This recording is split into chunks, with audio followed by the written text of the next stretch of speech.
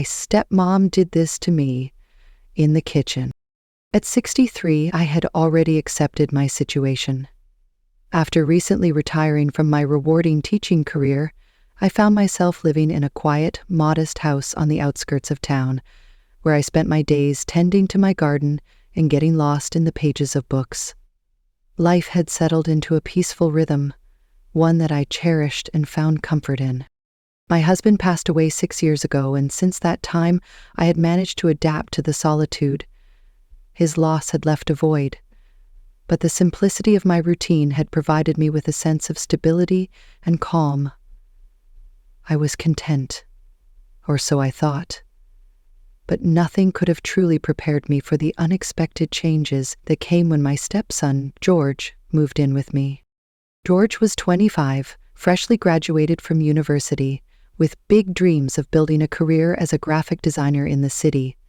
His ambition was clear, though he was still figuring out how to make it all come together. His father and I had married just 2 years before his passing, and while George and I didn't have many opportunities to connect or truly bond during that brief time, we had always been on good terms, polite and cordial with one another. Several months ago, George contacted me out of the blue. I hadn't heard from him in quite some time, so his call caught me off guard. "Hey, Maura," he said, his voice sounding a little hesitant, almost as if he wasn't sure how to ask what was on his mind. "I know this might be a bit sudden, but I need to ask you for a favor." I could immediately hear the concern in his voice, and before he even got to the end of his sentence, I had a pretty good idea of what he was going to ask. He was in between jobs, trying to find his footing in a competitive job market, and was having a tough time making ends meet, particularly with his rent. Without hesitating, I told him he could stay with me for as long as he needed to, until he was able to find a stable job and get his life back on track with a place of his own. I didn't want him to worry about anything, at least not while he was figuring things out. I'll never forget the day George arrived. I had spent the entire morning preparing the guest room, tidying up, and making sure everything was just right, so it would feel like a welcoming space for him. As the hours passed, I found myself growing increasingly anxious, a feeling I hadn't experienced in years. What would it be like having someone so young living under my roof again, especially after all this time? I hadn't shared my space with anyone in such a long time, much less a young man of his age. When I ultimately saw his old beat-up car pull into the driveway, my heart skipped a beat. I stepped outside to greet him, and as soon as he got out, he smiled at me with that same familiar grin I had seen many times at family gatherings. But there was something different now. He wasn't the clumsy teenager I had known all those years ago. George had grown into a tall, broad-shouldered young man, and there was a confidence about him that seemed to radiate from within. His eyes shone age with glitter against his spotty face, like rose in the sunlight. "Hey, Maura," he said, pulling me into a quick hug. "Welcome," I replied, my voice a little shaky as I felt slightly out of place. "I hope the drive wasn't too bad for you." He nodded. "Nah, it was okay. Thanks for letting me stay here," he answered, sounding genuinely appreciative. The first few days came through without much incident. George spent most of his time either in his room or out looking for job opportunities. I did my best to stay out of his way, not wanting to be the overbearing stepmother. But despite my efforts to keep things light, there was a subtle change in the house. It felt different with him here, like something had shifted in the atmosphere, and I couldn't quite put my finger on it. I began to notice the little things that made my days brighter, such as the way he would flash a smile at me from across the table, or how he would linger in the kitchen just a bit longer than necessary, engaging me in conversations about his day. It was genuinely comforting to have someone around, and I couldn't deny that feeling. One evening, a few weeks after he had moved in, something unexpected occurred. I had decided to go to bed early, and the house was its usual quiet self. It must have been around midnight when I heard the gentle creak of my bedroom door slowly opening. I turned over, still half asleep, and saw George standing there in the doorway. "George?" I mumbled, my mind still foggy and confused. "Is everything okay?" He stepped into the room, his figure outlined against the soft, dim light spilling in from the hallway. It was difficult to read his expression in the shadows, but I sensed that something was troubling him. I couldn't sleep," my stepson said softly, making his way toward my bed. I propped myself up, rubbing my eyes to shake off the drowsiness. "Is something bothering you?" He hesitated for a moment, then sat down on the edge of the bed, causing the mattress to dip slightly beneath his weight. "I don't know," he ultimately admitted, his voice barely above a whisper. "I guess I've just been feeling a little lost lately." There was something in the way he spoke that stirred something deep inside me. I had always thought of George as someone strong and confident, a person who had his life together. But in that moment, his vulnerability was so raw and evident that it took me by surprise. Without giving it much thought, I found myself reaching out and placing my hand gently on his arm, offering what little comfort I could at that moment. "You're going to be okay," I said softly, my voice carrying an attempt at reassurance. "This is just a rough patch. We all go through times like this, at some point or another." He looked directly at me, his eyes searching mine intently, and for a brief moment, the air between us felt different, almost charged, thicker with unspoken words. I can't quite explain it, but it was as if time had slowed down. I should have pulled away, should have said something to ease the tension, but instead, I stayed where I was, my hand still resting on his arm, unwilling to break the moment. "Thanks, Mara," my stepson said, his voice barely above a whisper, almost as if he were afraid to disturb the silence. I nodded in response, feeling uncertain about what else I could possibly say at that moment. He stood up slowly, his eyes lingering on me for just a second longer than I expected before he turned away and headed back to his room. As the door clicked shut softly behind him, I lay back down on the bed, my heart racing in my chest, pounding like a drum. I found myself grappling with what to make of the moment we had just shared. Was it merely my imagination running wild, or had something genuinely shifted between us? The following morning, however, everything seemed to revert to normal, as if the previous night had never happened at all. George carried on as if nothing had changed, chatting with me casually over breakfast about his job search and what he had planned for the weekend. His tone was light, as if we were just two friends sharing a morning meal, but deep down, I couldn't shake the nagging feeling that something between us had shifted in a way I couldn't quite explain. I tried my best to remove the thought aside, convincing myself that I was overanalyzing, that maybe it was just my loneliness playing tricks on me, and that I was reading too much into everything. But as the days passed, it became harder to ignore that something was different. It wasn't just one thing. It was the small moments that added up, the fleeting touch of his hand as we brushed past each other in the hallway, the way his eyes would linger on me for a second longer than usual when he thought I wasn't looking. It was subtle, almost imperceptible, but undeniable, and as the days turned into weeks, I couldn't help but wonder what all of this meant and where it was leading. We sat there in silence for what felt like an eternity, the weight of everything that had just transpired settling over us like a heavy blanket. The room was still, save for the faint hum of the TV in the background, but inside my mind was racing, tumbling over itself in an attempt to process what had just happened. I had crossed a line, a boundary I had never imagined I would even come close to. Yet here we were, and now there was no going back. George's arms were still around me, his hand resting lightly on my waist, and I could feel the warmth of his touch, which both comforted and unsettled me at the same time. I found myself leaning into him, drawn by the strange mixture of comfort and guilt that washed over me in waves. "What now?" I murmured, the words escaping more to myself than to him, barely audible in the quiet of the room.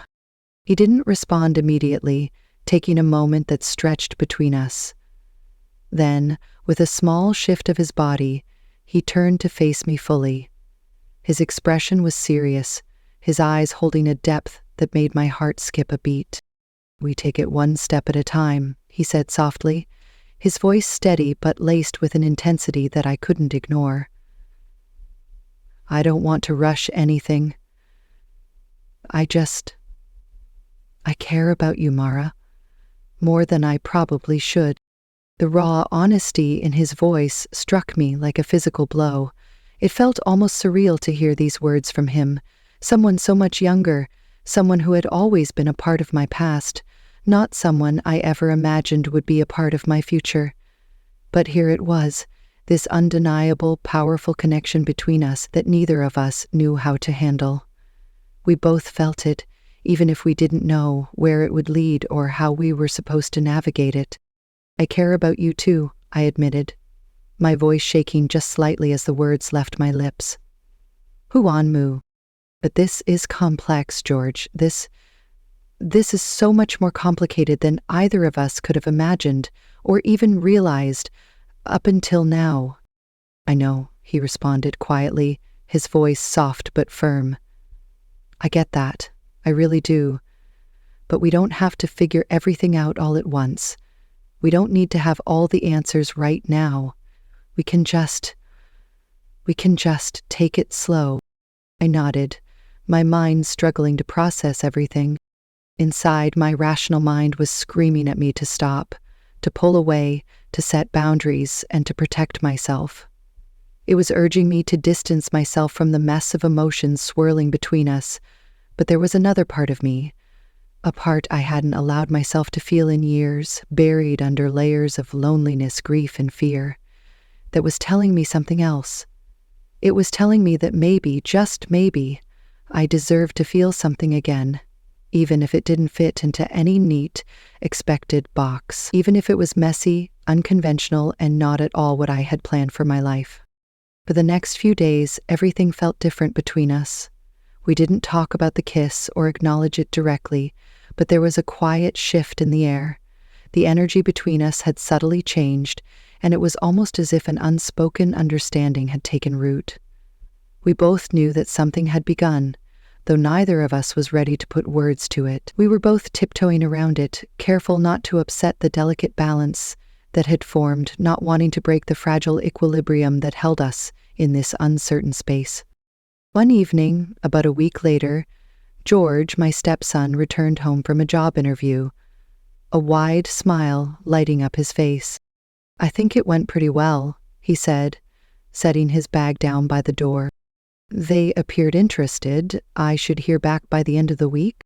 "That's fantastic," I said, truly happy for him. We spent the evening in the living room, talking, laughing, and gradually falling into a rhythm that felt so natural, more comfortable than I had ever anticipated. The conversation flowed effortlessly between us, and as the hours slipped by, I found myself paying more attention to him. I noticed the small details. The way his laugh sounded, the way he absent-mindedly ran his fingers through his hair, the warmth in his eyes whenever they met mine. There was something about it all that drew me in, this subtle pull that I couldn't ignore, but at the same time it didn't feel wrong. It felt right, in a way I couldn't fully explain. Later, as I was making my way upstairs to bed, I heard George call my name. "Mara!" I paused on the stairs, turning to see him standing at the bottom, his hands shoved into his pockets and a look of uncertainty on his face. "Yeah?" I asked, my heart suddenly pounding in my chest, unsure of what he might say next. He hesitated for a moment before speaking, his voice quieter than usual. I wanted to thank you for everything," he said, his words carrying a softness that caught me off guard. You've been there for me in ways I never expected, and I don't want to mess things up between us."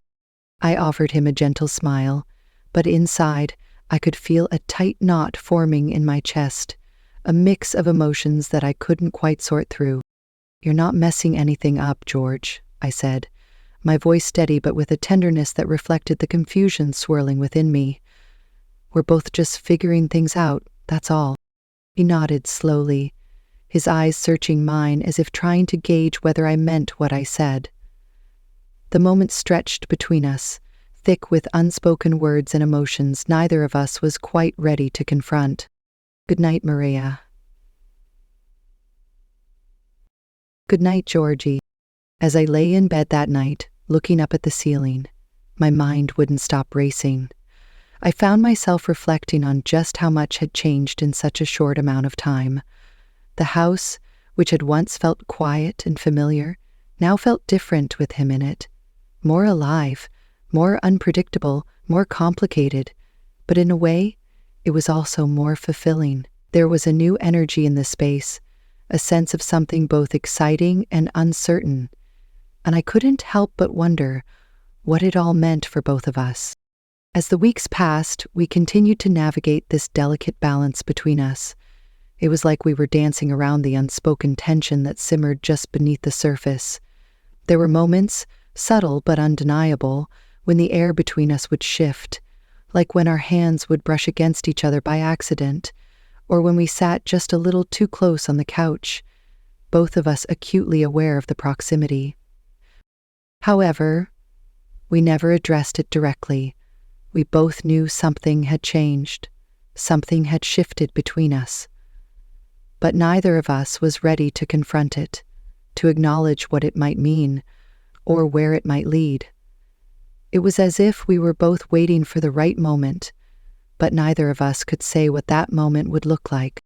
Then, one night, after George had finally secured the job he had been hoping for, we decided to celebrate. We ordered takeout from our favorite place, uncorked a bottle of wine, and spent the evening talking about his future, his plans, his hopes for what was about to happen. The conversation flowed easily, filled with laughter and excitement, but there was still that unspoken energy between us. Nevertheless, as the night deepened and the wine softened our reservations, the conversation turned to us, to that moment in the kitchen, to the kiss. "I can't stop thinking about it," George confessed, his voice soft, his gaze fixed on mine. "About you." Hearts, I felt a lump rise in my throat, my chest tightening with emotion. "I haven't either," I murmured. He extended his hand, gently taking mine, his thumb grazing my skin with a tender touch. "I know this isn't easy," my stepson said softly, "but I don't care. I just want to be with you." My heart pounded in my chest, my thoughts screaming at me to stop, to weigh the consequences. Yet in that moment, all I could focus on was him, the way he made me feel alive again, the undeniable connection we shared that seemed to defy logic. "I want that too," I ultimately confessed, at last, my voice barely audible, and with those words, the last of my resistance melted away. We leaned into each other, and our lips met in a kiss that was overflowing with all the longing, all the desire we had been holding back for what felt like an eternity. It was a kiss that spoke of everything unspoken, everything that had been brewing between us but never quite reached the surface. This time there was no hesitation, no second-guessing, no pulling away. It was as if the entire world had fallen away, leaving only the two of us in that moment. That night, everything between us shifted in ways neither of us could have anticipated. We crossed a line, one we both knew we couldn't come back from, but strangely, neither of us wanted to. It wasn't neat or simple. It was messy, complicated, and completely unexpected. But it was also real in a way that nothing else had been. And in that moment, as everything changed between us, that was all that mattered. The complexity of it, the unpredictability. It didn't matter because it was honest and it was happening. As we lay together, the weight of the world seemed to momentarily lift from my shoulders, as though, for a brief second, all the worries and doubts that had been crowding my mind had vanished. In that quiet, I realized something that hadn't fully clicked before.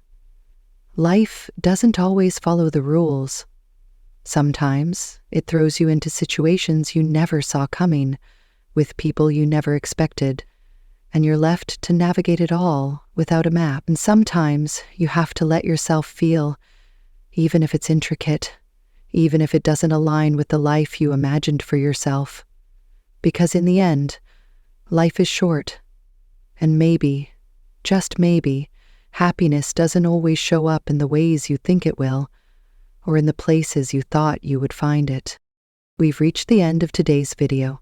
Thank you so much for watching. If you found our content engaging, a thumbs up and sharing it with your loved ones would be much appreciated. Make sure to subscribe to our channel, Love 30K Stories, and turn on the notification bell for updates on our latest videos. Your support is everything to us. Until next time, take care and goodbye.